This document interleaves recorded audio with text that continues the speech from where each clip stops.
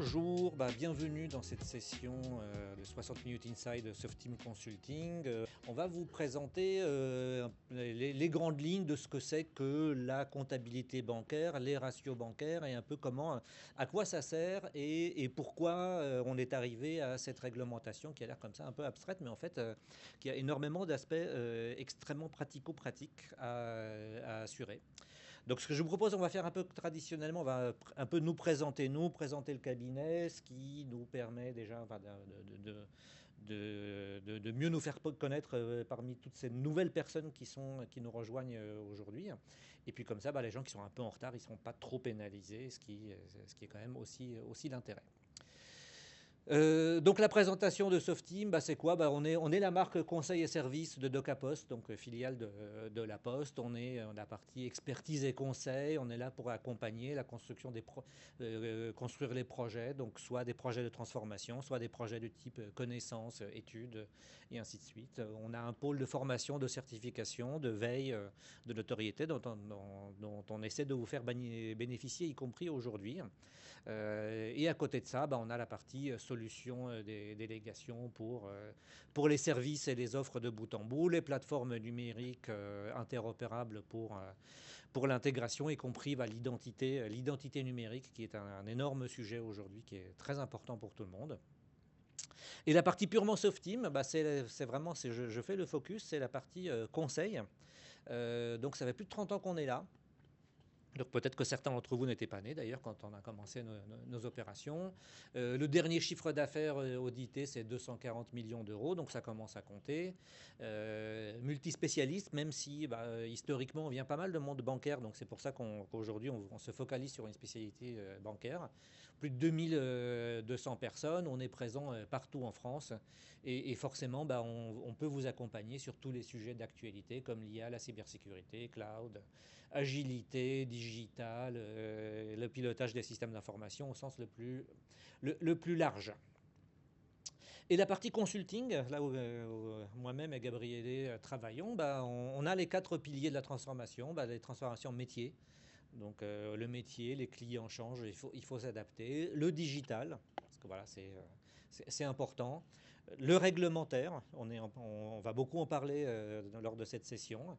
Et la partie purement SI, donc pilotage des systèmes d'information, contrôle, maîtrise des SI, transition de management. Et on est à peu près un peu moins de 200 maintenant, avec des directeurs, des communautés, des événements. On est tout ça pour vous accompagner sur tout le cycle de vie de vos transformations.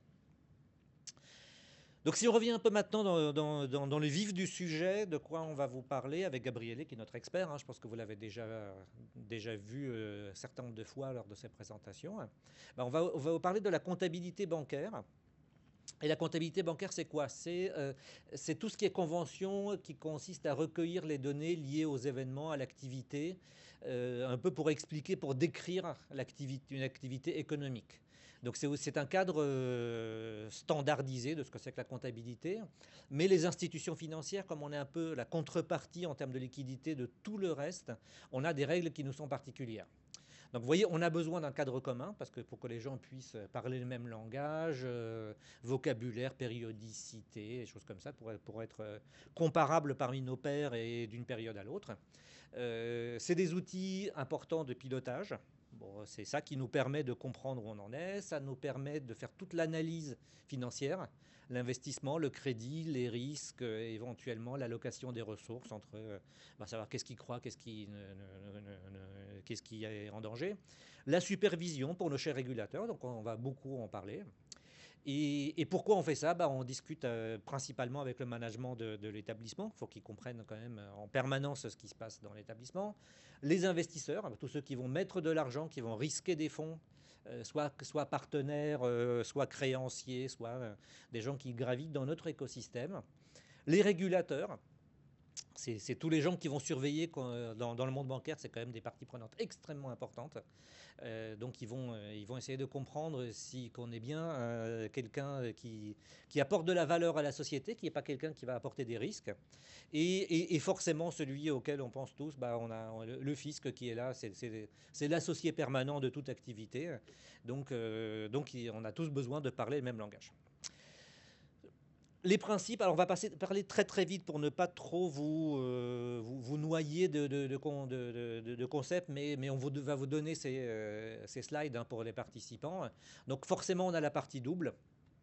Donc chaque partie a chaque événement, il y a forcément une origine et une finalité à chaque événement, donc on va enregistrer les deux. On a forcément un certain nombre de principes. Alors c'est du bon sens, c'est prudence, hein, coût historique, continuité d'exploitation. Ça mériterait, on pourra parler des heures. Donc les gens qui sont intéressés, regardez cet aspect-là parce que c'est vraiment les fondements de la comptabilité. Et en fait, tout le reste en découle. Et avec une notion très très forte, le huitième, la prééminence de la réalité sur l'apparence, la bonne information, la bonne foi, le fait d'être complet et sincère. Et ça, c'est quelque chose qui va s'imposer à nous sous les peines les plus extrêmes qui soient. Donc la comptabilité, tout ça, c'est tout un tas d'éléments. Là, je vous introduis juste un certain nombre de concepts hein, pour que vous les ayez. Après, on va faire le focus sur les 2 ou 3 choses qui sont vraiment critiques dans notre présentation. Donc on a un plan de compte qui nous décrit, c'est un peu la carte, la cartographie, les cases que l'on va remplir. Tout ça va se déverser dans un grand livre qui est un espèce d'énorme log, on va dire, pour les jeux qui sont plus IT, qui va tout enregistrer. C'est des écritures, c'est des lignes, on va dire, qui apparaissent. Tout ça, c'est manipulé, ça fait un bilan, c'est ce que l'institution possède par rapport à ce qu'elle doit. En gros, où sont les dettes, où est le bénéfice, où sont les actifs, voilà, ainsi de suite. Au bout du bilan, il y a un compte de résultat. C'est que si on crée de la valeur, on en détruit, faut expliquer pourquoi. Donc ça aussi, c'est très, très fortement encadré. Et nous avons des tableaux de trésorerie, donc c'est important pour les analyses. En gros, où vont les flux, où apparaissent les flux, à quel moment on crée de la valeur ajoutée. C'est des informations qui sont très très importantes. Donc vous voyez, là je vous ai remis en 5 slides, 5 années d'expertise, de cours d'expertise comptable. Maintenant, n'hésitez pas, regardez, approfondissez ces éléments. C'est quelque chose, c'est la carte du territoire sur lequel nous allons naviguer. Si on veut voir encore un tout petit peu plus comment ça se passe dans la vraie vie, en fait, l'idée, c'est qu'on va capturer des événements, ce qu'on appelle des événements de gestion. Donc, je ne sais pas, je mets en place un prêt, il y a quelque chose qui apparaît, un risque qui apparaît, un client qui disparaît, une opération que l'on exécute. Donc, c'est quelque chose qui va être capté quelque part par la gestion, ou les SI de gestion. C'est des choses qui ensuite feront des comptes rendus. On appelle ça les creux, si vous entendez creux au business event en anglais. Donc ça fait un compte rendu d'événements. C'est l'interface qui fait l'interface entre le monde de la gestion et le monde de la compta. Donc ce compte rendu d'événements va être interprété par un schéma comptable. Il va dire tel événement dans tel contexte, ça va faire telle écriture comptable. Vous voyez, c'est là où la comptabilité apparaît par rapport au vrai monde. Et tout ça, ça apparaît dans le monde de la comptabilité. On va appliquer des normes et des principes. On va appliquer ça sur le plan de compte. On va faire de la consolidation, de la production de comptes, production des filiales, et ainsi de suite. Donc là, je vais passer très très rapidement. Vous voyez une autre présentation de ce que je vous ai dit sur le bilan, l'actif, le passif. Pensez à un truc très important qui s'appelle hors bilan, qui n'est pas patrimonial, mais c'est tous les engagements qu'un établissement financier peut avoir, qui sont potentiellement très très importants. C'est tous les dérivés, par exemple, les garanties, ainsi de suite. Donc tout ça, ça apparaît à cet endroit-là. Et puis tous les annexes possibles et imaginables pour rendre compte qu'on est sincère. Et puis là aussi, on ne va pas non plus s'apesantir, mais penser qu'à chaque fois qu'on a une écriture, un événement, on a tout un jeu de crédit, de débit, d'affectation de compte. Et là, vous voyez sous forme de chiffres, de séries de chiffres qui nous donnent les fameuses écritures comptables. Donc n'hésitez pas à approfondir sur cette partie-là si vous voulez en savoir plus. Et sinon, vous nous contactez, Gabriele et moi-même, si vous avez des questions plus précises dans le cadre de vos missions, dans le cadre de votre carrière même. Voilà, ça c'est un peu l'introduction en 5 minutes. C'était très très rapide, très cavalier. J'espère que je ne vous ai pas trop tous perdus. Je vais passer la parole à Gabriele pour la suite. Donc, Oui. On a fait un petit récap sur la compta. Bon, c'est un peu plus compliqué que ça. On avait déjà fait notre 60 minutes pour expliquer un peu plus, de manière un peu plus détaillée les comptes. Et là, en effet, le but, c'est vraiment de vous présenter quels sont les ratios principaux qu'il faut utiliser pour comprendre un peu plus quelle est vraiment la situation d'une société ou d'une banque. Là, qu'est-ce qu'on peut voir, c'est qu'il y a une interconnexion très forte entre la réglementation comptable, tout ce que c'est demandé par la réglementation IFRS, par exemple, comme on verra après, et la réglementation bancaire, qu'on peut parler de BAL 3, BAL 4, c'est à partir des capital requirement regulation. On peut parler aussi des ratios de levier, du backstop sur la partie non performing loan, de l'output floor sur la partie tiers 1 et tiers 2 qu'après on verra après. Mais en effet, c'est vrai que chaque règle comptable qu'on peut voir côté IFRS ou des autres règles comptables qui sont demandées, et après, il y aura toujours un impact au niveau de la réglementation bancaire, parce que bien sûr, la réglementation bancaire se base plutôt sur la demande d'avoir des fonds propres, et les fonds propres rentrent bien sûr dans le bilan d'une société. Là, on peut voir de manière un peu plus... c'est vrai que ce sont des exemples qu'on a donnés pour essayer de faire comprendre quelle est la relation entre la partie comptable et la partie de la réglementation bancaire et quels sont les impacts. Je pense que la partie IFRS 9, là on parle toujours de la partie IFRS, qui sont les principes comptables qui ont remplacé les principes comptables IAS. Mais bon, ça fait déjà plusieurs années, j'espère qu'il n'y a pas de doute sur cette partie-là. La partie IFRS 9, c'est toute la partie qui était demandée pour gérer les crédits et la performance d'un crédit. Ça veut dire s'il y a une dégradation ou pas du crédit. Et là, par exemple, il y avait la phase 2 de la partie IFRS 9 qui était plutôt qui concernait la dépréciation des crédits. Ça veut dire de prendre en compte toute la dégradation des crédits qu'on peut avoir dans une banque. Là, on parle vraiment du bilan bancaire. Et ça, c'est une partie qui n'était pas gérée vraiment de manière toujours très attentive par les banques. Et ça risquait d'avoir, bien sûr, des évaluations au niveau du crédit qui n'étaient pas correctes, qui avaient un impact sur les risques de crédit et qui, bien sûr, avaient aussi un impact sur la demande des fonds propres de mettre à disposition pour couvrir les risques de la banque. Et comme nous on voit, c'est vrai que la réglementation était côté plutôt compta, on parle de IFRS 9, mais c'était fait aussi, bien sûr, pour bien demander au niveau de la réglementation bancaire d'avoir des évaluations différentes pour la définition des fonds propres demandés dans les calculs de la partie tiers 1, tiers 2, comme on verra après, et dans le contexte de BAL 2, BAL 3. Après, on a des autres principes, comme c'est le principe IFRS 16. Et là, pareil, en effet, avec ces principes, ça a été reconnu des droits d'utilisation sur les contrats de location. Ça veut dire que c'est une partie qu'on peut utiliser sur la partie des actifs pondérés, avec une augmentation au niveau des risques de banque et avec bien sûr une dégradation au niveau pour la banque du ratio de solvabilité et du levier. Et là, bien sûr, après, il y a toujours des interprétations au niveau comptable.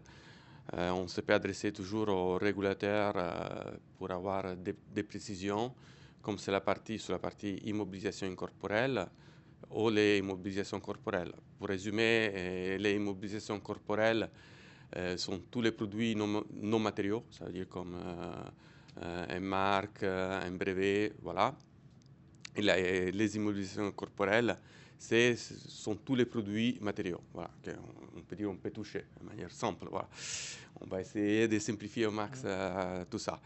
Et là, c'est vrai que le contexte est toujours de donner les bonnes évaluations de la partie des actifs et pour bien définir aussi quel est les montants demandés et à garder pour couvrir des risques éventuels de la banque. Sur la partie IFRS 17, c'est un peu plus complexe qu'au niveau bancaire parce qu'on va prendre en compte aussi tous les filiales d'assurance au niveau des comptes et au niveau du fonds propre global. Et là, c'était un changement important au niveau bancaire, au niveau du groupe bancaire, on parle de ça, parce qu'en effet, l'impact était plutôt sur la partie banque assureur et pas sur la partie seulement assurance.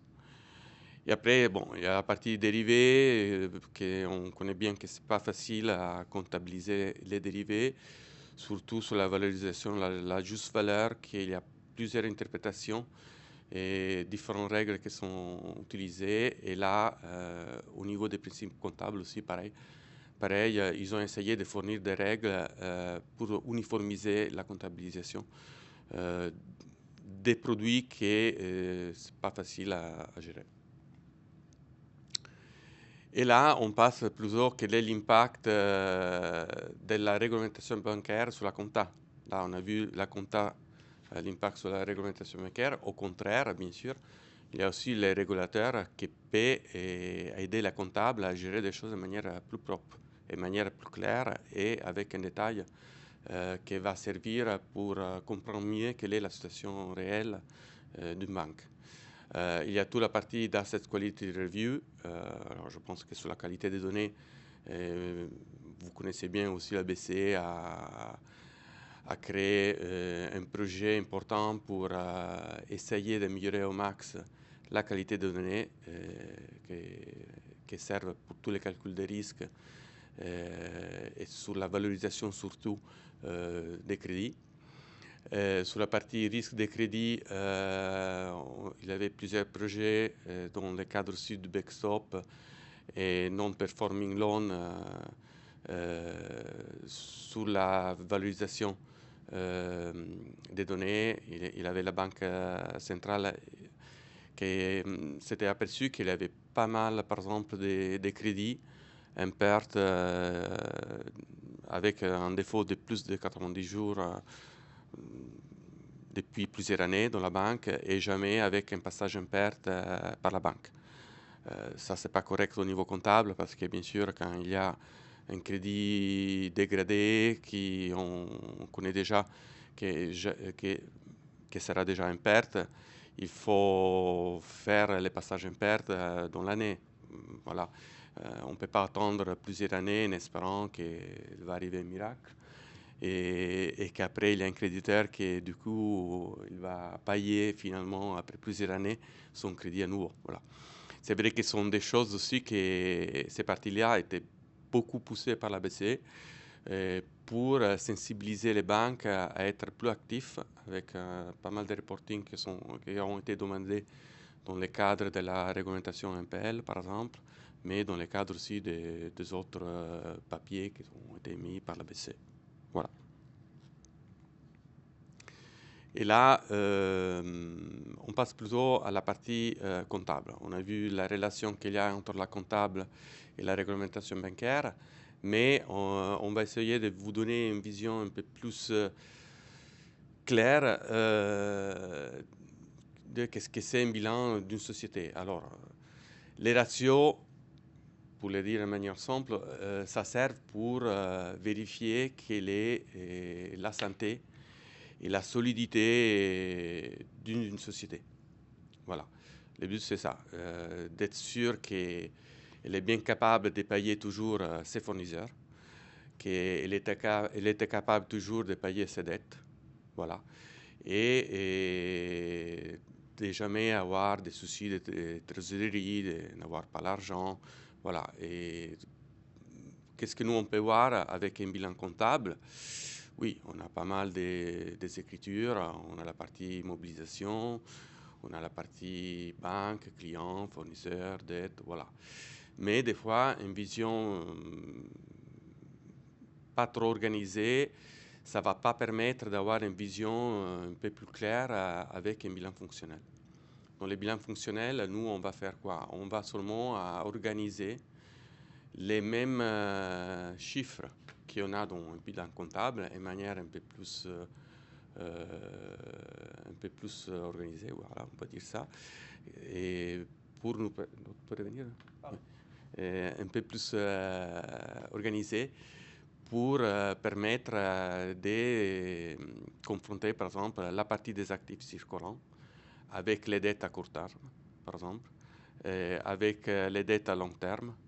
Et là, on peut distinguer que les actifs disponibles banques sont plutôt les comptes courants. Et on peut bien confronter avec les court terme. La partie stock, on peut dire plutôt qu'on la peut comparer avec la partie de dette long terme.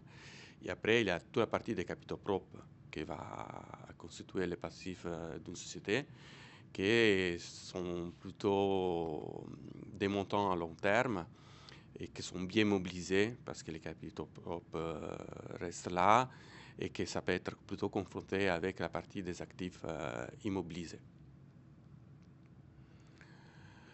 Au niveau des ratios, vous avez bien entendu que je parle beaucoup court terme, long terme, au niveau de la planification financière.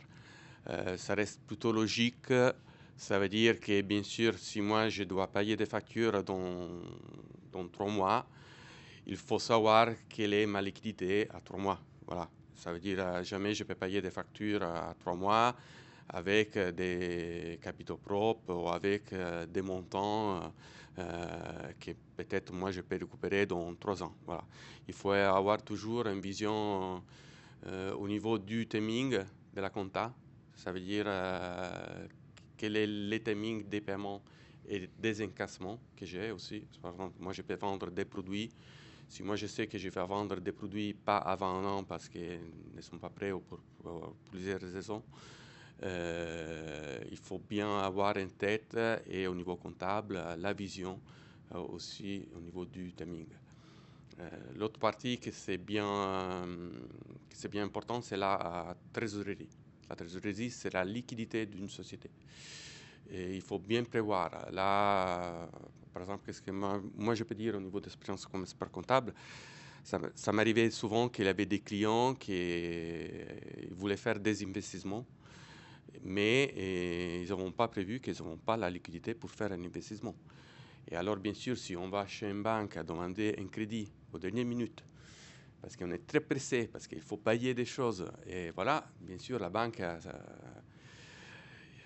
n'aime pas trop d'avoir un client qui est très pressé, qui va demander un prêt dans 2 semaines, parce que la banque, bien sûr, elle va percevoir qu'il y a un risque, que peut-être il y a une société derrière qui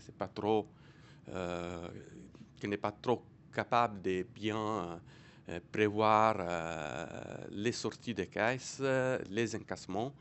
Et c'est vrai que ça reste toujours un risque pour une banque de prêter, par exemple, un crédit à une société avec une situation pas trop solide. Voilà.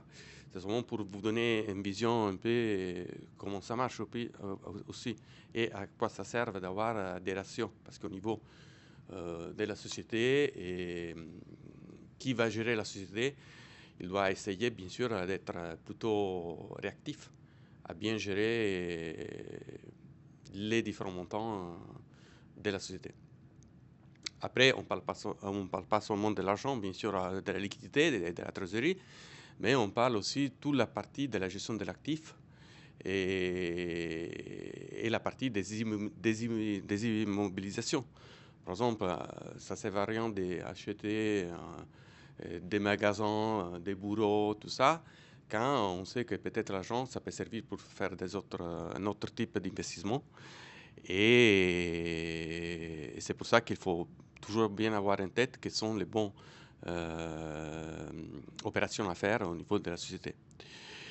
Et au niveau des financements, bien sûr, il faut avoir toujours en tête que s'il y a des prêts à rembourser dans 3 ans avec une périodicité mensuelle, trimestrielle, semestrielle, aussi comment il faut payer des impôts, voilà, d'avoir bien en tête qu'on a toujours la liquidité ou les ressources, bien sûr, pour bien gérer tous les flux des caisses, voilà, et des trésoreries. Et au niveau des investissements, bien sûr, une société peut toujours choisir soit d'investir en utilisant des ressources propres, soit de demander un financement. Là, on a essayé de vous donner un exemple un peu plus pratique des principaux ratios au niveau de la société. On parle des fonds de roulement et c'est plutôt pour s'assurer quel est les soldes des ressources à long terme d'une société. Les besoins en fonds de roulement, que c'est plutôt sur la partie court terme d'une société. Et la trésorerie nette, que c'est les soldes qui restent vraiment à la société. Ça, c'est une simplification d'un bilan. Les bilans sont bien plus complexes, mais c'est plutôt pour vous donner une idée de comment ça marche. On a la partie active, je l'ai bien chiffré avec 1, 2, et la partie passive 3, 4, 5. Là, on voit bien que sur la partie passive, on a bien distingué les capitaux propres et la partie des dettes long terme, ça veut dire dettes à rembourser plus d'un an, et court terme, dettes remboursées dans l'année. Et on peut voir les calculs qu'on peut faire au niveau des fonds de roulement. On va prendre la partie capitaux propres et long terme et dettes bancaires long terme et on va les déduire de la partie actif immobilisé, que c'est la partie à long terme, que ça va considérer la partie de l'actif.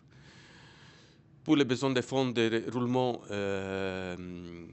on va prendre les actifs circulants et les passifs circulants, que c'est les dettes bancaires à court terme.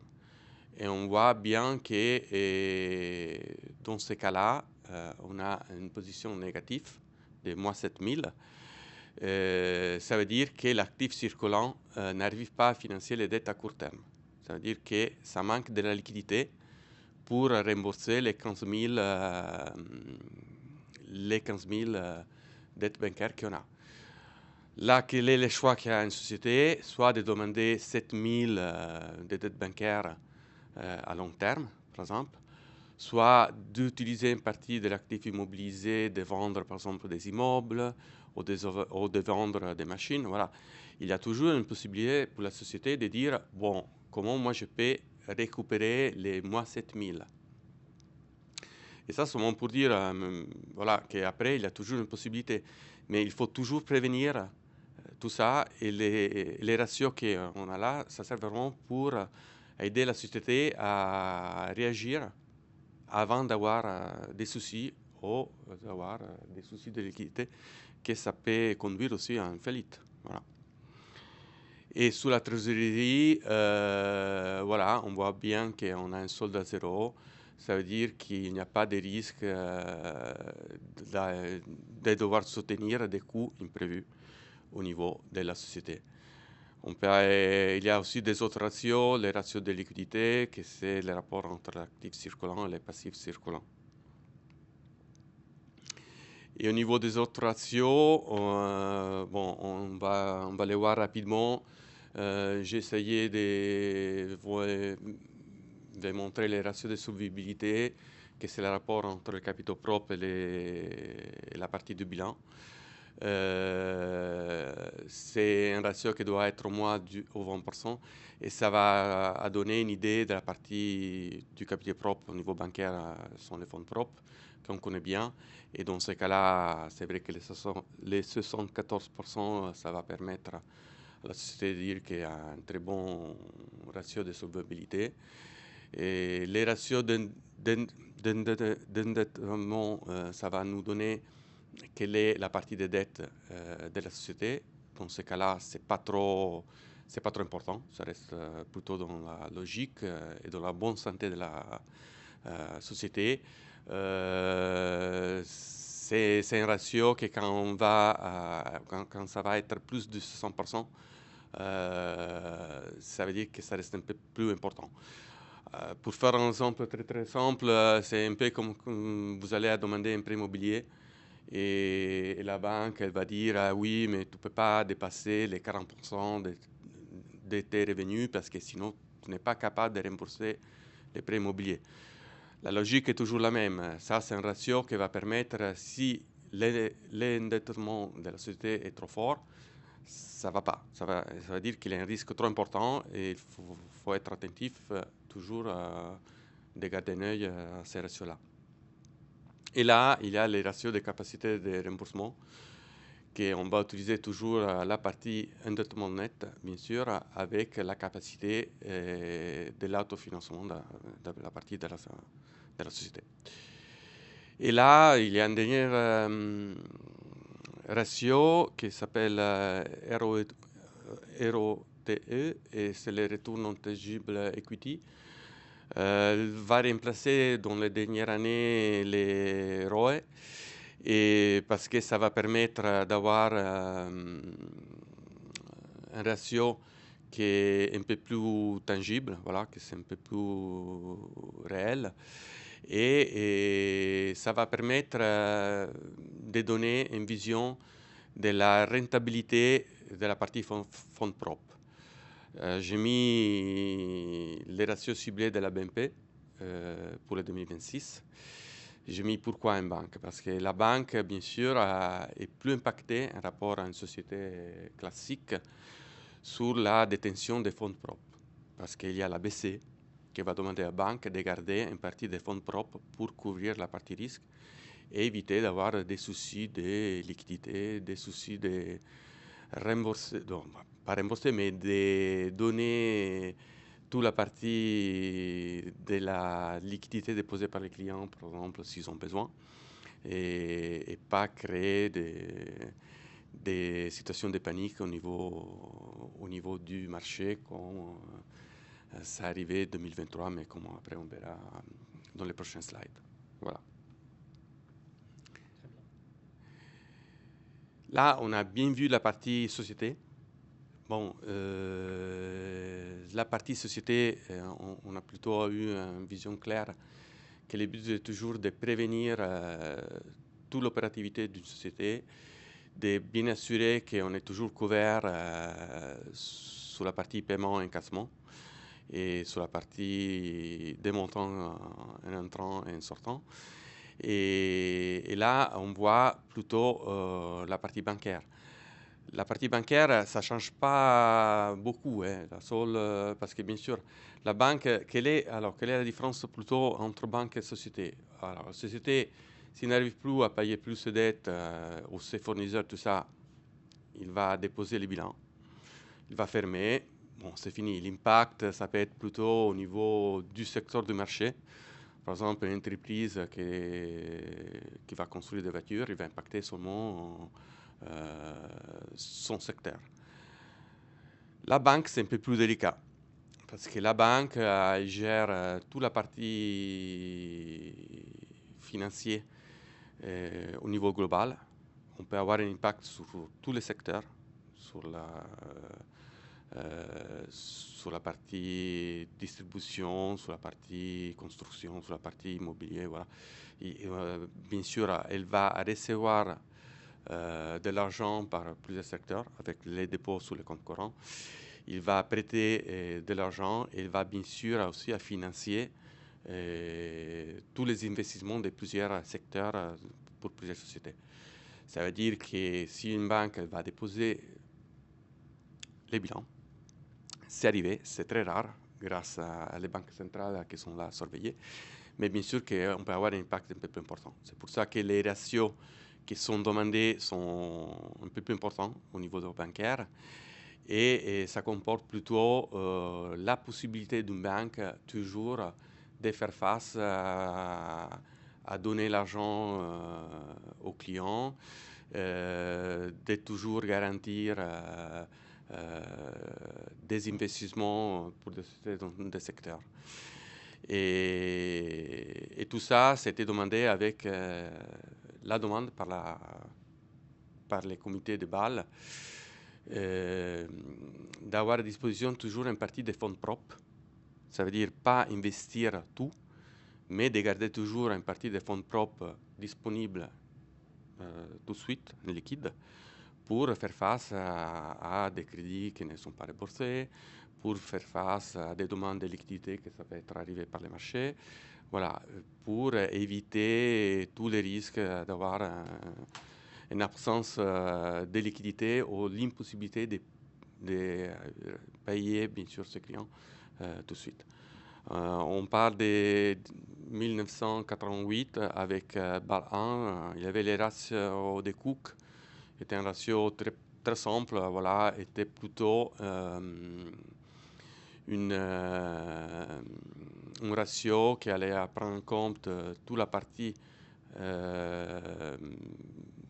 des crédits et qui était placée par la banque avec un rapport avec les montants des fonds propres. On a eu une évolution avec BAL2 et les ratios des McDonald's en 2006. On a compliqué un peu plus toutes ces parties de définition avec la répartition du ratio en tiers 1, tiers 2, corps tiers 1, tiers 1 supplémentaire. Comme on verra après, avec bien sûr, on avait un détail un peu plus. Si je peux, on a surtout énormément ajouté la partie, la distinction des risques entre risque de crédit, risque de marché, risque opérationnel. Oui, en plus ça aussi. Voilà. Mais en effet, BAL et toute la réglementation de BAL a essayé bien sûr de donner plus de détails à ça et de renforcer bien sûr la capacité d'une banque à assurer bien sûr la stabilité et sa solidité financière. Et après BAL 3 avec une évolution encore plus sur la partie de tiers 1, tiers 2 et corps tiers 1 qui était demandé aux banques pour affiner et essayer bien sûr de prendre en compte tous les chocs qu'on a vécu avec la crise subprime, voilà, et avec aussi l'introduction de deux nouveaux ratios sur la partie liquidité, et voilà, comme on verra après. Très bien. Non, c'est juste, voilà, je regarde l'heure pour qu'on soit bien, pour qu'on puisse tout. Là, on va présenter la partie comme était répartie au niveau de BAL 3. On voit bien qu'on ne parle plus d'avoir un 8%, mais d'avoir des différents ratios en rapport à la partie et en rapport à la catégorie qui était demandée des fonds propres. On va distinguer que sont aussi tous les comptes qui sont à prendre en compte, actions, capitaux sociaux, réserves, et tout ça dans chaque catégorie qu'on a listé là-bas. Et pour chaque catégorie, il y a un pourcentage qui était demandé par les comités de BAL. Oui. Voilà. Et là, on voit quelle était l'évolution à partir de BAL 2 jusqu'à BAL 3. Qu'est-ce qu'on peut avoir BAL 2, on avait toujours un 8% réparti sur les différentes catégories. Et là, comme vous pouvez voir, il y a une augmentation des fonds propres qui sont demandés à la banque avec BAL 3. Ça, c'est suite à la crise qu'on a eue sur la partie subprime, avec les cracks aussi d'une banque, Lehman Brothers, que c'était important. Et là, on voit par exemple que l'augmentation, bon, il y a sur la catégorie du corps tiers 1 qui était important sur la partie equity. La partie supplémentaire n'a pas trop changé, mais on a eu une réduction sur la partie tiers 2. Mais la chose plus importante, sont tous les buffers qui étaient ajoutés pour essayer de prendre en compte tous les chocs qu'on peut avoir au niveau du marché. Et là, il y a un buffer de conservation qui s'est fait pour faire face aux périodes de récession. Il y a une partie aussi anticyclique, c'est le buffer anticyclique, qui est défini par chaque pays, mais c'est plutôt pour bien définir et bien prendre en compte quels sont les booms au niveau du crédit. On a vu avec la partie subprime que le souci principal, c'est qu'il y avait pas mal, plusieurs banques qui donnaient des crédits très facilement, trop facilement. Et c'est pour ça que ça, c'est un buffer qu'après, il y a un minimum et un max à respecter et chaque pays, il peut donner des différentes règles en respectant bien sûr les minimums et les max qui étaient définis par la Banque centrale. Et après, il y a aussi une surcharge G-SIBS. Et ça, c'est plutôt pour éviter qu'il y a des grandes banques qui vont faillir. Et c'est demandé de manière explicite pour éviter, bien sûr, après d'avoir des répercussions sur les marchés. Et on sait bien que toutes les crises financières qu'on a eues après allaient créer un effet domino sur les marchés, avec une absence de confiance vers les autres banques et avec une crise après profonde qui va impacter bien sûr aussi la partie économique. Là, seulement pour vous présenter quelle était l'évolution au niveau de la solvabilité des banques françaises. On voit bien que les ratios ont augmenté à partir de 2015 jusqu'à 2024.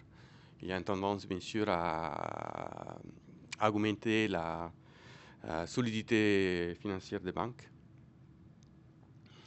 Et là, on passe à la partie des ratios de liquidité. Suite à la crise de 2008, dans la réglementation de Bâle III, ils ont été demandés aussi d'avoir des ratios en plus. Il y a les Liquidity Coverage Ratio, qui ça va permettre d'avoir une vision de la capacité d'une société de faire face et de bien rembourser la liquidité sur le court terme, ça veut dire un mois, 30 jours. Et il y a un autre ratio que c'est le Net Stable Funding Ratio, que c'est à long terme. Ça veut dire d'avoir la possibilité de rembourser toute la partie qui a une échéance à plus d'un an.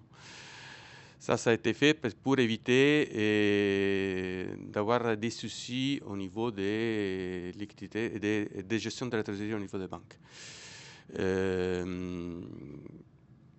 Et l'objectif, c'est exactement ça, voilà, d'avoir toujours des réserves suffisantes pour faire face à toutes les crises que ça peut arriver à tout moment, et de manière différente. Et voilà. Là, le but, c'est vraiment d'essayer d'avoir les banques qui sont capables toujours de ne pas avoir des soucis de trésorerie. Les ratios pour l'aider, il doit être majeur ou égal à 100%. Là, j'ai ajouté un graphe aussi pour vous donner une vision dans les dernières années, l'évolution de ces ratios au niveau des banques en Europe. Et on voit bien qu'au niveau des Net Stable Funding Ratio, il y a eu une augmentation et ça reste toujours majeur à 100%. Et les Liquidity Coverage Ratio, encore plus. Voilà. En deux mots, cette croissance de la course, ça s'explique au moment du Covid. Les autorités ont énormément injecté d'argent dans le système pour rassurer tout le monde, alors qu'en fait, les emprunteurs potentiels, ils étaient un peu frileux. Donc à très court terme, cette augmentation de la course, ça fait notre inflation en Europe. Là, enfin, je pense que vous vous en souvenez. Et maintenant, peu à peu, on dégonfle cet aspect-là. Mais vous voyez, c'est quelque part, ça veut dire qu'à aucun moment, on était en danger dans le monde bancaire. C'est ça qui est important à voir. Ouais, exactement. Et là, on a vu quels sont les ratios au niveau bancaire, au niveau des sociétés. Mais on va voir un cas un peu plus pratique. Alors, je ne sais pas si tout le monde a bien suivi la crise 2023 aux États-Unis, avec un système bancaire, plusieurs banques, surtout sur la partie, dans la région de la Silicon Valley, qui c'est très IT, mais en effet, il y avait une situation très très particulière parce qu'ils avaient une dépendance des dépôts très très forte. Il y avait les 90% du passif et avec un engagement d'une banque suisse qui était Crédit Suisse, qui était très très très engagé avec les banques américaines. Et là, on voit bien que dans une situation plutôt normale, les Crédit Suisse avaient un ratio LCR de 136%. Et malgré tout ça, avec une situation stable, on peut dire aussi qui allait garantir une solidité financière des banques, mais avec un choc pas facile à prévoir. Voilà.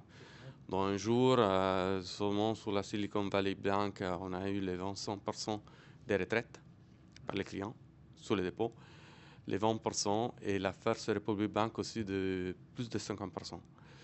Ça veut dire que toute la partie des fonds propres qui s'est demandée par les ratios LCR n'était pas suffisant. N'était pas suffisant pour faire face vraiment à la demande totalement pas facile, voilà. Et après, bien sûr, avec l'absence de liquidité par les trois banques, qu'il y a un impact sur la Crédit Suisse qui était bien, qu'il avait un impact, qu'il avait pas mal de relations avec les trois banques américaines. Et après, comme on a dit, un effet domino au niveau des banques.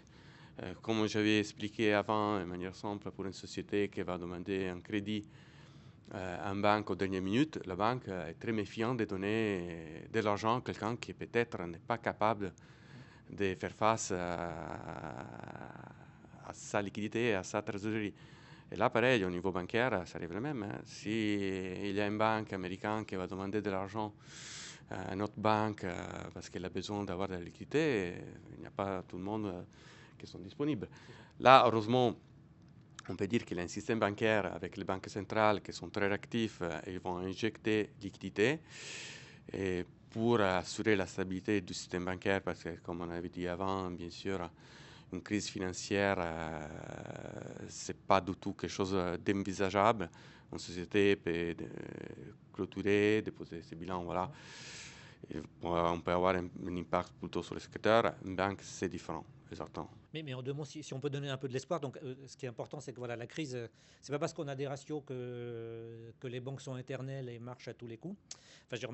Résistent à tous les chocs. Donc là, on a vu si un tiers des dépôts de l'argent déposé disparaît du jour au lendemain, personne n'est capable de résister à ça. D'un autre côté, si probablement vous ne souvenez pas de la crise financière de 2023, c'est que toutes les autres sécurités ont fonctionné. C'est que les banques ont été gérées, on va dire, proprement. Ils avaient quand même suffisamment de réserves pour que ça n'entraîne pas tout le système. Le Crédit Suisse, il a fait tout de suite appel à la résolution bancaire telle que c'était prévu. Donc, quelque part, voilà, tous ces ratios, ça sert à quelque chose dans la vraie vie. Mais c'est des systèmes de sécurité, ça n'empêche pas l'accident. C'est du ex post. En plus, on peut dire aussi qu'il y a des situations, il y a aussi des autres engagements qu'une banque doit bien respecter. Ça veut dire qu'il n'y a pas seulement les ratios. Là, qu'est-ce qu'on peut dire? On a vu que les trois banques américaines, ils ont vu une croissance très très rapide avec une exposition au dépôt énorme. Quand il y a une croissance très rapide, d'habitude, la gouvernance n'a pas suivi la croissance rapide de la banque. Ça veut dire on peut avoir beaucoup de liquidités, mais derrière, il n'y a pas vraiment une organisation de la banque capable de bien assurer et d'avoir des fonds propres capables de garantir la solidité de la banque. Peut-être il n'y a pas aussi une réactivité des dirigeants parce qu'ils ne sont pas trop expérimentés aussi. Voilà, on peut avoir des situations aussi pas faciles. Au niveau des ratios de liquidité, il faut bien tenir en compte, bien sûr, qu'est-ce que nous on a vu au niveau des montants sur la partie du ratio à court terme, à long terme. On a vu que là, on va prévoir plutôt une liquidité dans les 30 jours. Voilà, de la disponibilité dans 30 jours. dans 30 jours. Mais on a vu bien que les chocs étaient dans la journée. Voilà, quand on a des sorties des liquidités dans un jour que c'est plus de 20%, ou ça peut arriver aussi au plus de 50%. Bien sûr, nous, on n'a pas des ratios court terme qui va prévoir d'avoir de la disponibilité disponible dans les 24 heures. Voilà, et ça, c'est un autre risque. L'autre risque, c'est la concentration des dépôts, que c'est notre alerte qu'il faut bien tenir en compte parce que ça peut créer bien sûr après des soucis en cas de choc ou de crise de la présence de la liquidité. Et aussi d'avoir la capacité, par exemple, de bien gérer les titres held to maturity, qui sont les titres qui vont à échéance jusqu'à la fin. Et parce que des fois aussi, dans la réévaluation de ces titres-là, c'est pas fait de manière trop réactive. Et on peut avoir toujours des risques d'avoir des évaluations. Voilà. Là, sur mon présumé, peut-être sur cette partie-là, c'est de bien avoir en tête comment sont gérés les fonds propres, quels sont tous les actifs et les passifs qu'on va prendre dans nos ratios, et de bien surveiller aussi la partie de choc. La partie de choc, là, il y a la Banque centrale qui, bien sûr, va demander pas mal de stress tests aussi aux banques. Et c'est aussi pour ça, pour vérifier si, dans le cas d'une stress test, d'un choc au niveau du marché, la banque est bien capable de réagir. Après, bien sûr, qu'est-ce que nous on peut dire? Chaque choc est différent. Malgré tous les stress qui sont demandés par la Banque centrale, après, c'est jamais facile de tout prévoir, mais il faut être toujours très attentif et réactif. On va être plus résistant, mais ça nous ne garantit pas, on va dire, un monde sans danger. Et par contre, voilà, c'est un peu pour rebondir sur les questions de gouvernance, de concentration, des choses comme ça. Très concrètement, ce qui est important pour nous dans notre business, un peu dans notre vie, c'est que derrière, ces ratios-là sont très structurants pour les projets, la stratégie, l'organisation des établissements financiers. Autrement dit, il y a un besoin de présenter des ratios de plus en plus solides. Le marché est en attente de ça. Donc vous avez vu le petit schéma qu'a présenté Gabriele. Donc ça doit monter chaque année, on doit s'améliorer. Et c'est ça que le marché demande. C'est qu'à la limite, le fait de ne pas s'améliorer, ça peut être une source d'inquiétude en soi. Donc derrière, c'est vraiment un driver majeur du développement des institutions.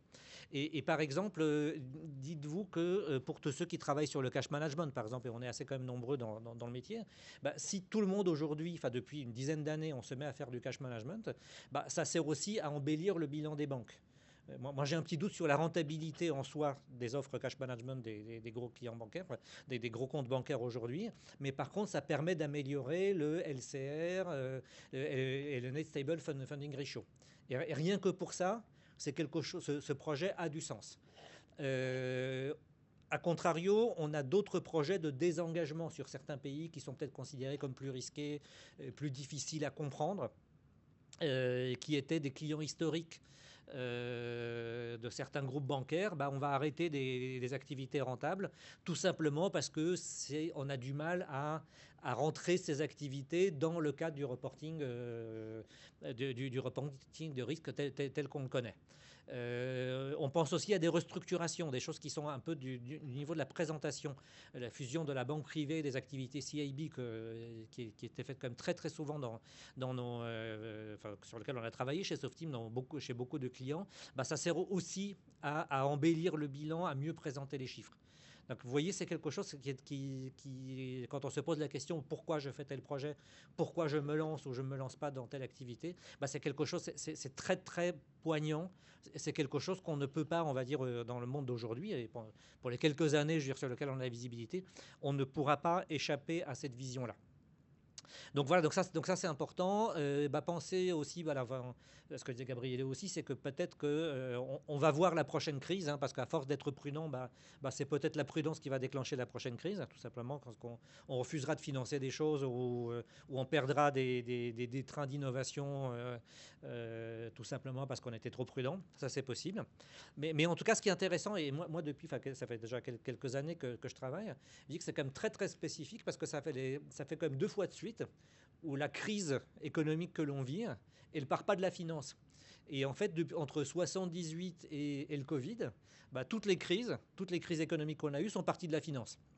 Ce qui est quand même, voilà, donc ça fait, on a mis 30 ans à mettre des pare-feux, des buffers de sécurité, des ratios, des choses comme ça. Donc peut-être que ça a marché aussi, mais on vit quand même dans un monde où il y a encore des choses qui se passent. C'est un peu ça, genre, je vais vous donner de l'espoir aussi. C'est que, tout ça sert à quelque chose, mais deux, c'est pas la fin de l'histoire.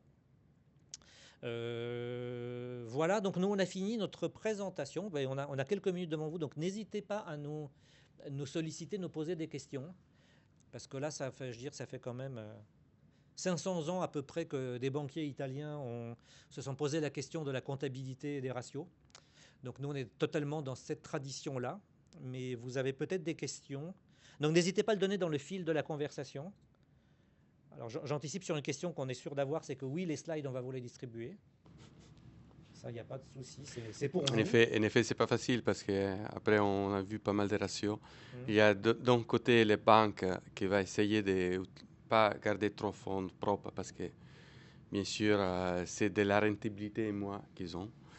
Et par contre, de l'autre côté, ils font toujours garantir la solidité des banques. Voilà.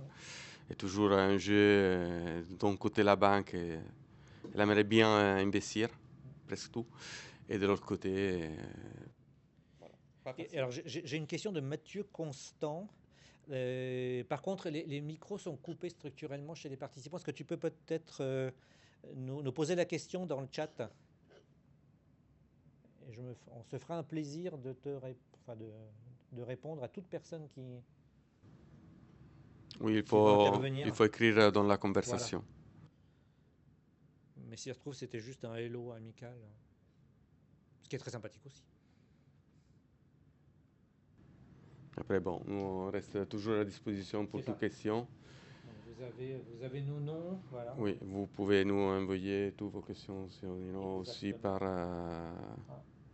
Teams. Ah, donc, oui, donc la question de Mathieu, les 2 dernières crises ne viennent pas de la finance. Donc la subprime, oui. Ça, j'ai pas de souci, la subprime, oui. Mais pour moi, les 2 dernières crises, c'est le Covid et l'invasion de l'Ukraine par la Russie. Donc ça, c'est pas nous, ça. C'est pas la finance. Celle d'avant, oui, je suis d'accord avec toi. Il y a une autre question sur la... Est-ce que quelqu'un d'autre a des questions, des remarques des prêts à risque.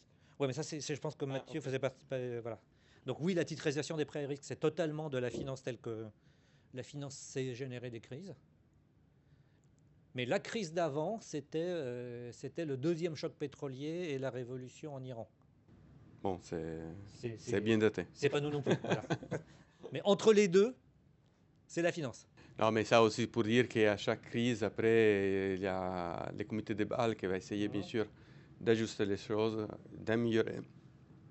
Essayer, bien sûr, de réduire les risques, de créer des crises financières qui, après, il y a un impact au niveau des crises économiques. Ce qui fait que la crise d'après est très différente de la crise d'avant. Donc ça, tout ça est vu plutôt comme quelque chose pour embêter les banques d'avoir une rentabilité plus importante.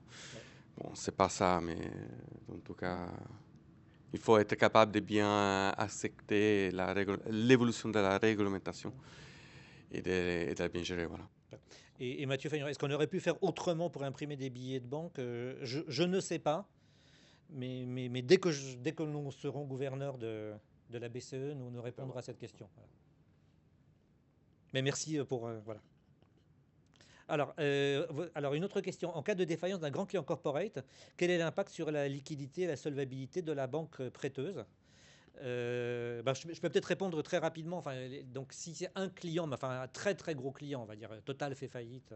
Une des choses, donc normalement, on se retrouve avec un bilan qui est déséquilibré. Donc l'argent qui devait venir de ce corporate à court à moyen terme, quelque part, il devient indisponible. Ce qui fait partie de la masse de liquidation. Donc il faut aller jusqu'au bout du processus de liquidation de ce client-là, qui peut prendre des années. Autrement dit, la logique, c'est que, on s'interdit de prêter trop d'argent à un seul client. C'est toutes les questions de diversification, de titrisation, de dérivés de crédit. C'est en gros ne pas avoir trop de concentration. Et ça, c'est dans les détails des ratios. C'est décrit ce risque de concentration. Deuxième chose, on s'oblige aussi, pour prendre cette décision, d'avoir régulièrement, et c'est un peu de l'extra-comptable, des reportings sur justement la concentration des crédits et la production des nouveaux crédits sur une seule contrepartie ou éventuellement sur un domaine. Autrement dit, ça peut être les sociétés pétrolières ou un domaine géographique et ainsi de suite. Donc ça fait partie un peu des points de contrôle qui sont dans les détails. On n'a pas pu vous les présenter aujourd'hui parce c'est déjà très très dense comme présentation. Mais en théorie, donc en premier ressort, on a les fonds propres qui vont pouvoir faire que les autres activités vont continuer même en cas de disparition d'une part très significative d'un actif. Première chose. Deuxième chose, c'est que la partie très significative d'un actif, c'est censé ne pas être... on est censé le contrôler. Et en troisième ressort, pour un établissement financier, il y a toujours ce qu'on appelle la facilité permanente de la BCE, qui par construction est un emprunt au taux le plus prohibitif. Mais ceci dit, c'est toujours disponible. C'est qu'on peut toujours emprunter. Si jamais il me manque 2 milliards pour finir la journée, la BCE est obligée de me le donner. Par contre, ça va être un taux de sauvage pour m'inciter à mieux piloter ma trésorerie, à mieux piloter mon bilan. C'est-à-dire que sur une journée ou deux, on s'en sort. Ce n'est pas une manière de gérer une société, une banque. Est-ce qu'il y a quelque chose que j'aurais pu oublier sur cet aspect-là? Non, non, la chose que je peux ajouter, est bien sûr quand il y a un grand client qui va déposer le bilan, après il faut gérer bien toute la partie comptable. Ça veut dire s'il y a des impayés qu'on ne peut plus récupérer, de bien gérer les pertes au niveau comptable. Et voilà, faire bien les enregistrements. D'habitude, il y a des autres moyens que les banques peuvent utiliser, comme la titrisation, par exemple, pour déjà comptabiliser tout ça tout de suite et pas d'attendre des années avec des gestions au niveau des écritures comptables, que ça peut être aussi un peu embêtant pour la banque. Et ça veut dire plutôt la banque pour tourner la page et continuer avec son business de manière... Et on a une autre question encore, c'est pourquoi il n'y a pas eu, donc ça c'était un débat qu'il y avait après la crise de subprime, de séparation entre la partie CIB, donc la grande banque de marché de grandes entreprises, et la banque de détail, telle qu'elle était en 2008. Donc le débat était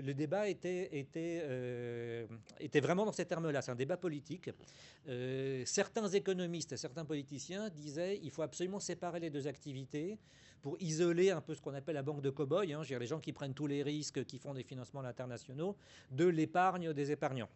La position européenne, et c'est celle qui a gagné finalement en Europe, c'est de se dire, non, justement, il faut que les banques marchent sur les deux pieds, qu'on n'ait jamais...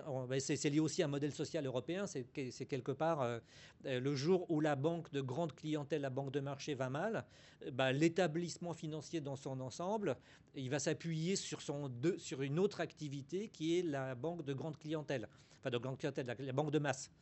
Et vous voyez, quand vous regardez les rapports des établissements financiers, enfin les clients de Softeam typiquement, à chaque fois, d'un trimestre à l'autre, ils disent bonne performance de la CIB qui compense le fait que la banque de détail marque le pas. 3 mois après, bonne performance de la banque de détail qui nous permet de compenser une performance moindre de la partie CIB. Donc c'est ça notre philosophie, on va dire, en Europe. Mais effectivement, il y avait le côté separate aux États-Unis, Wall Street de Main Street. C'est un débat qui est politico-philosophique. Est-ce que tu as... Non. D'accord, très bien. Voilà. Donc je répète pour ceux qui n'ont pas écouté, effectivement, il y a un risque Enfin, on va vous donner les slides. Donc, quelle est l'interdépendance entre la solidité des entreprises et le niveau de provisionnement des banques dans leurs livres?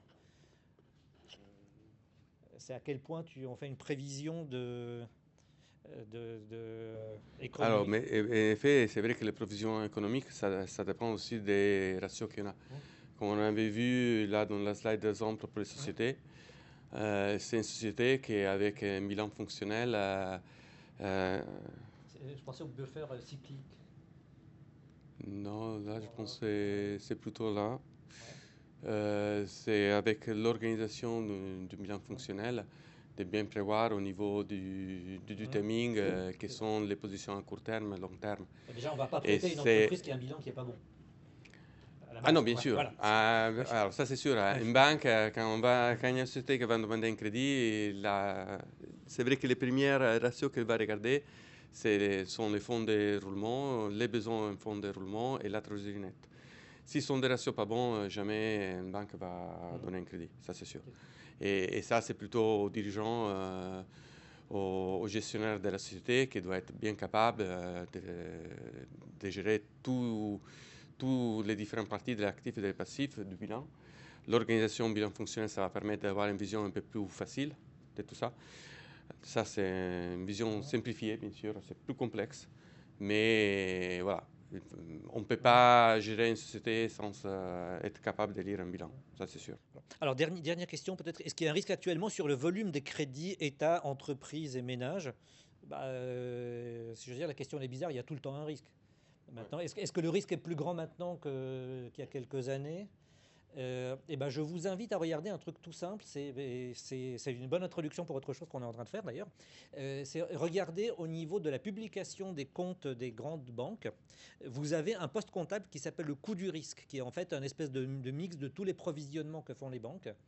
Et pour aller plus loin, Softeam Consulting, nous allons publier un indice du coût du risque à partir du mois prochain, tout simplement pour répondre à cette question, pour savoir comment on perçoit, mais d'un trimestre à l'autre, la variation de cette grandeur, qui est par ailleurs une grandeur publique. C'est quelque chose qui est assez facile à obtenir. Par contre, nous, on va aller chercher l'information, on va vous la commenter un tout petit peu. Et voilà. Et dernière question, quelles sont les grandes différences entre le plan comptable général et le plan comptable des établissements de crédit? Bon, ça, on l'avait déjà montré dans une autre 60 minutes qu'on avait fait. Je pense que les slides sont disponibles, pas la vidéo, malheureusement. Mais en effet, c'est vrai que c'est la partie de production d'une société. Un établissement de crédit ne produit pas des choses matérielles. La matière première, c'est l'argent, oui, c'est ça. Voilà, il y a une gestion de l'argent comme actif et comme passif. Et voilà, c'est vrai que c'est très très différent au niveau du business de la catégorie et de tous les produits. Dans une société classique, il y a un stock, il y a des fournisseurs, il y a une partie de production, une partie immobilier, des immobilisations peut-être plus importantes avec des magasins, des bureaux. Voilà. C'est vrai que ce sont des business vraiment différents.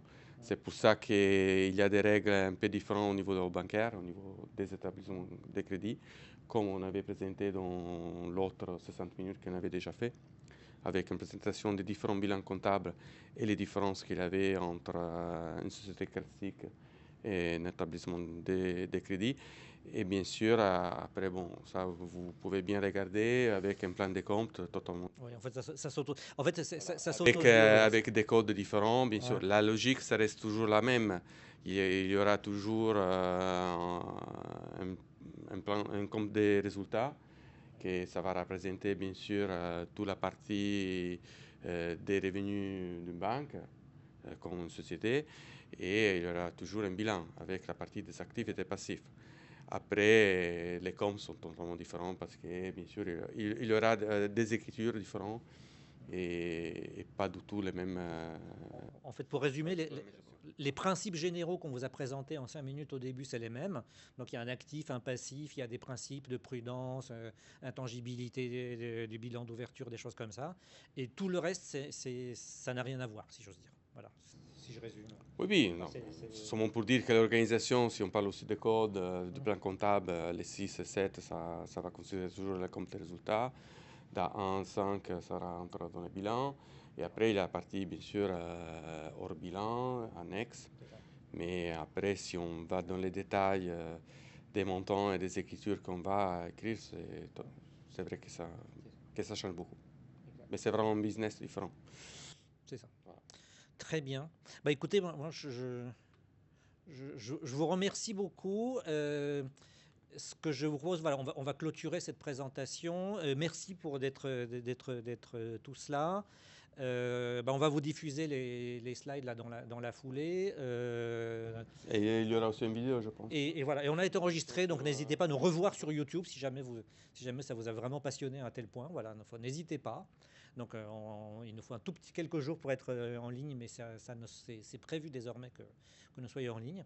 Et puis restez à l'écoute, on vous dit, voilà, on va publier des indices de coût du risque, d'une part, ça fait partie, c'est Softeam Consulting qui va produire cette information-là. Et puis très très vite, il y a plein de nouveaux sessions de 60 minutes qui sont en préparation. Merci beaucoup. Merci Gabriele. Voilà, merci à toi aussi. Et merci à qui a participé. Voilà. Merci. Merci. Au revoir.